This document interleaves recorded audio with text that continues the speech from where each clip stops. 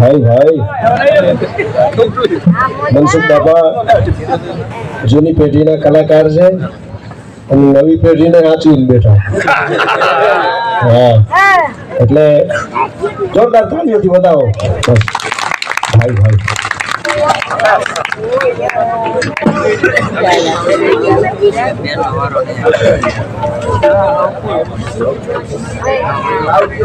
આવજો ને.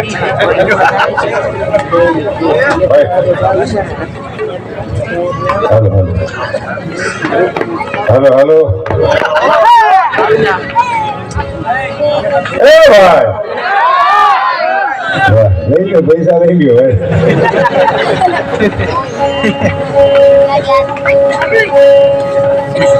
તમે પણ હાલની ડિઝાઇન કરવા મીડ્યા અમારા ગરબામાં આમ કાપડું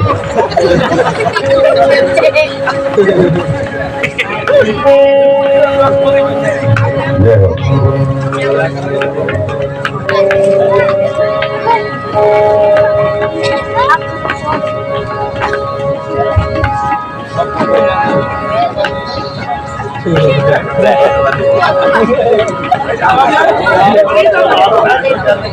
ભોજાભાઈ ને અને જીતુ દાદને પણ એકવાર જોરદાર તાળીના ગગડાથી વધાવો ભાઈ. જીતુભાઈ મને કીધું કે તમે લ્યો દાદા, પણ કવિ દાદ છે ને મારા હૃદયના સ્થાનમાં દેવ તરીકે સ્થાન બિરાજે છે. એવું કવિ, એવી મારી આરાધના, એની કલમ અને એનું હૃદય ને વિચાર બધું એક હતું. અને એકવાર કવિ દાદ ને પણ જોરદાર તાળીના ગગડાથી વધાવો મિત્રો.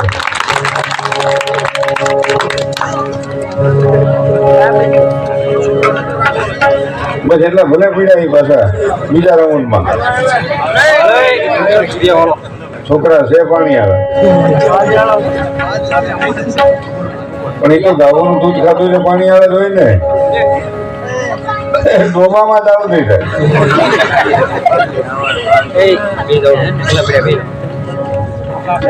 આટલું સાહેબ સુધી બેનું બેઠા બહુ છે.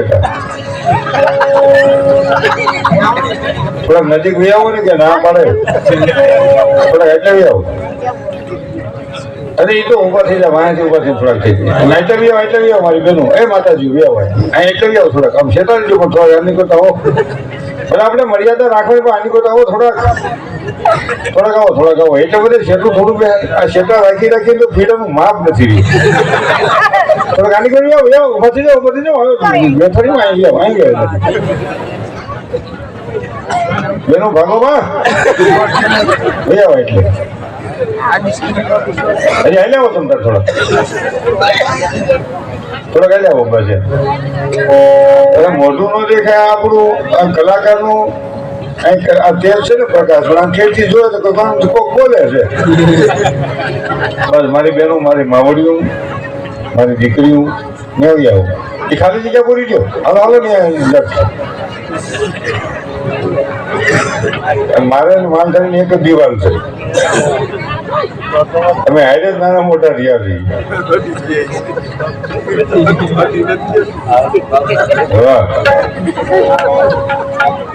મૂલવાનાથની સત્યસાયામાં 13મો સમૂહ લગ્ન હશે. અને એમાં પ્રથમ પેલા જય બોલાવું છે એટલે સાંભળતા બોલજો.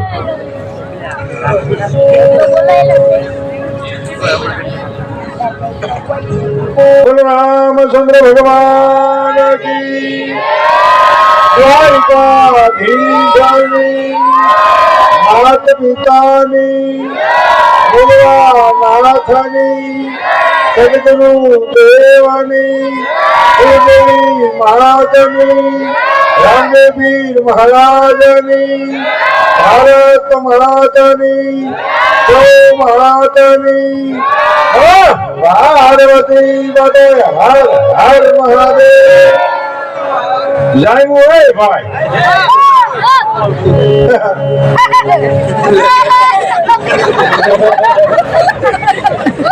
ખરેખર જેમ ગઢવીને છે એમ જ મને છે, પણ વાતાવરણ સેમ થાય ને એટલે એવું થાય. સાજિંદા મિત્રોને એકવાર જોરદાર તાળીઓના ગગડાથી વધાવો. અને આ શ્રાવણને પણ જોરદાર તાળીઓના ગગડાથી વધાવો. આની રીતે સંતાની ભરતીમાં મને તમને બધાને મઢી લે અને દેશ વિદેશ સુધી પુગાડે એવા વિડીયો વાળા ભાઈને પણ જોરદાર તાળીઓના ગગડાથી વધાવો. અહીં જેટલા મોટી ઉંમરના વડીલો અને માતાઓ છે એને એકવાર જોરદાર તાળીઓના ગગડાથી વધાવો. એ આપણું સત્ર છે. અરે છોકરા એમ કહેતા બાપાને માને તમને ન ખબર પડે, તમને તો કઈ છે. હા કહું તમે એવું પણ વિચારવા જેવું. આ આંબોડી ગામની ધરતીને એકવાર જોરદાર તાળીઓના ગગડાથી વધાવો.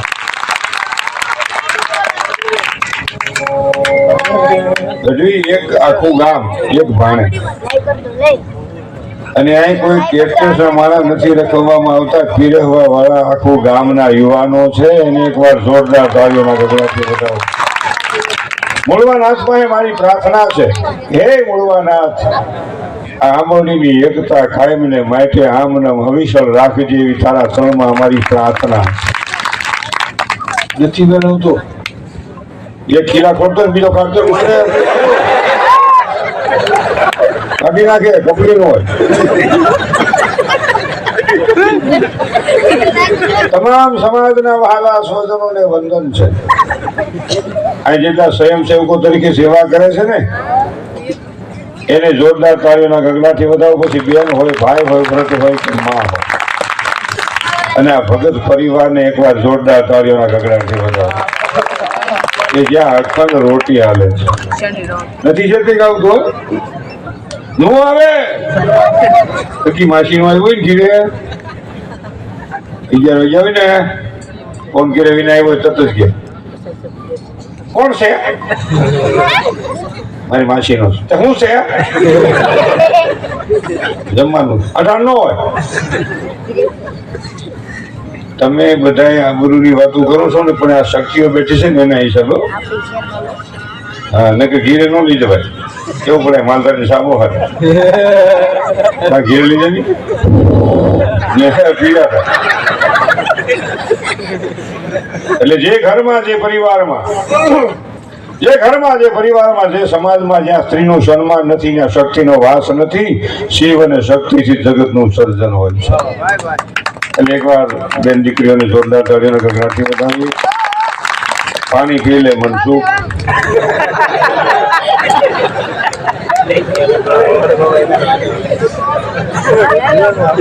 હું મારી જાતને જ પૂછું અને એમ પૂછો ને તમે તમારી જાતને પૂછો ને કે મારી કઈ ભૂલ થાય છે તો દુનિયા તમને હળવી ફૂલ લાગશે. બીજાના દોષ જોવા કરતા આપણા દોષની જાહેરાત અંદરથી જોઈ લઈએ કેમ છે. આમાં 43 ડિગ્રી લગ્ન છે ને 40 ડિગ્રીના લગ્ન છે. જે દીકરીઓના લગ્ન છે એ દીકરીઓને જોરદાર તાળીઓના ગગડાથી વધાવો અને એ આપણા મૂર્તિઓને પણ જોરદાર તાળીઓના ગગડાથી વધાવો. દ્વારકાધીશ પાસે, મૂળવાનાથ પાસે, માં કુળદેવી પાસે પ્રાર્થના કરીએ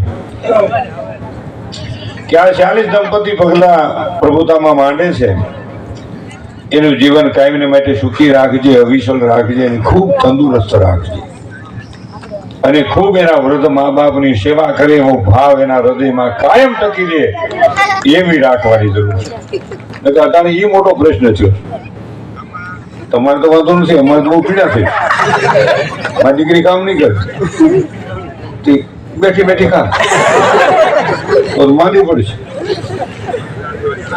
થાય એટલું કામ કરવું જોઈએ. અને માલધારીના 2 મુદ્દા મને યાદ છે.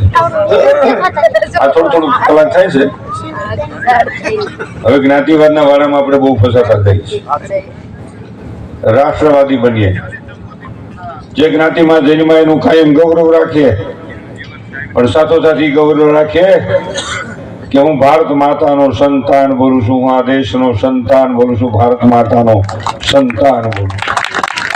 આ જરૂર છે. દરેક સમાજની મારી કોઈ પૈસાદાર માણસો હોય, સામાન્ય હોય, ગરીબ હોય, મારે તો મારા રાષ્ટ્રમાં કોણ કેમ રહે છે એ વિચારવાનું છે. કારણ કે અમે એવા બે આશ્રમ ખાલી છે, પાગલ આશ્રમ અને એક વૃદ્ધા આશ્રમ. અને એમાં અહીં સાવરકુંડલાની ધરતી માથે પાગલમાં 65 પાગલ બહેનો છે અને વૃદ્ધોમાં 22 વૃદ્ધ બહેનો છે વૃદ્ધા આશ્રમમાં. મેં મારું જીવન ગઢવી સાહેબ વધુ તન મન ધનથી આ માનવ જીવન આ હરિના બાળકોના ચરણમાં વંદન સાથે અર્પણ કરેલું છે. જાળવાઈ મારું જીવન છે. માલધારી આપશો એટલે તમને કહું, હાવ હોરી નો નાખો, થોડો રાખો.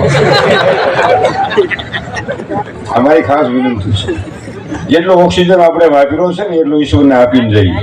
વાવીએ થોડા 5 વાગે નકરા કાયપાસ કરશું ને તો એથી આપણે કપાઈ જાવ. હા, ખરેખર ઝાડવું 20 વર્ષે થાય, કાપતા 10 મિનિટ થાય. એમ સંતાનને ઉછેરતા 25 વર્ષ થાય, પાગલ થતા મિનિટ 5 થાય. એટલે બહુ વિચારવાનું. કહેવાનો મારો અર્થ, હું જે બોલું છું એમ જ જીવવાની મારી કોશિશ. આ બધાના સહકારથી કિલોરીની ધરતીમાંથી અમે અમારા ગ્રુપ દ્વારા 14,000 ઝાડવા વાવ્યા છે, ઉછેર્યા છે અને 20,000 વાવ્યા પછી જ મરવું છે. ત્યાં સુધી મરવું નથી. 18,000 વાવીને પછી બંધ કરી દેવું. તો ભગવાન કે વાવે પછી સટકાવું વાવે એમ. એટલે કહેવાનો મારો અર્થ, ખૂબ સારું કાર્ય છે અને આખું ગામ એક સ્નેહને તાતણે. અમારે ભગાભાઈને પણ જોરદાર તાળીઓના ગગડાથી વધાવો. આખા ગામ સાથે હળી મળીને રહેનારી વ્યક્તિને હંમેશા વંદન હોય અને એની માથે સંતના આશીર્વાદ હોય. નથી શકી આવતું. અરે પપ્પો જમે છે, મૂનું ભાગે છે, મૂનું જમે તો પપ્પું ભાગે, પણ બે એની ક્યાં રાવ કરે ભાગી ખરેખર માઇક વાળા હારા કઈ વાર પેલા હું માઇક ના મળ્યો ને, એક માઇક વાળા છોકરો મોકલ્યો મારા કાનમાં જઈને. છોકરો કે તાર બાપનું છે. મેં દાદ શું કીધું, દાન ગઢવી સાહેબ, મેં કીધું તમારી ફરમાઈશ લઈ લેવું. તમારી ફરમાઈશ લઈ લે. કોને ખબર છે કોણ ગાલ્યું દઈ ગયું? અમને ત્યાં ચીઠી આવે હોત કે હવે માફ રાખી તો અમે એમ કે હા તમારી ફરમાઈશ લઈ લો, હમણાં જ લઈ લો તમારી ફરમાઈશ. એટલે બધાને તો કઈક ફરમાઈશ દીધી લાગે. અમારે એમ પણ કહ્યું કે આમ લખી છે ગાયું. પણ આ ધરતીને વંદન છે. પેલું તીર્થ મા બાપ. તીર્થની શરૂઆત ઘરના ઉમરાથી કરીએ, 18 તીર્થ રાજી થાય. અત્યારે અમારી બેનો ભાઈઓ બધા ગાય છે કે માના પગલા જ્યાં જ્યાં થાય ત્યાં ત્યાં હવનું હારું થાય. પણ આપણી માના પગલા ન્યાય હોય તો, આપણી માના પગલા ઘરમાં પડતા હોય તો, અને ઓલી માં ન આવે. ઈયાની કે પેલા માન હશે. ઘણા મા બાપા બોલે ને ગંગાજી જાય ત્યાં પૂરી નહીં ને સરસડા કઈ આમાં ટાટા પાણી ઉપાડી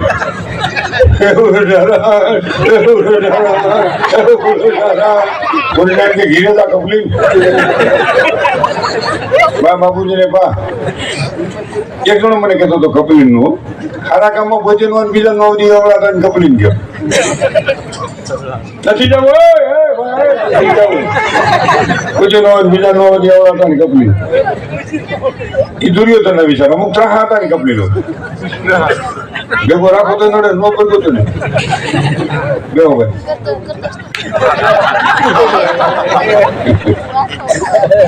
ભેગો રાખો તમારું ખાનગી ખુલ્લું કરે બધું જા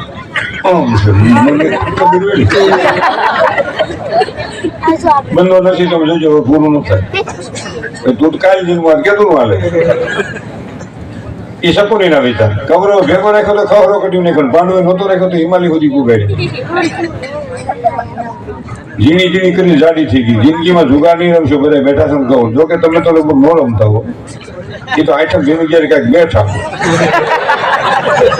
બેનું હોતો મારા ભાડોમાં છે મને ખબર સવારે ઉઠે 5 વાગે ત્યાં સુધી મંદલું જમ્યું ગુલો આવ્યો ગુલો તો ત્યાં હારા ઘીરે બેઠો છોકરા મળવા આવ્યું ગુલો ત્યાં આટા મારે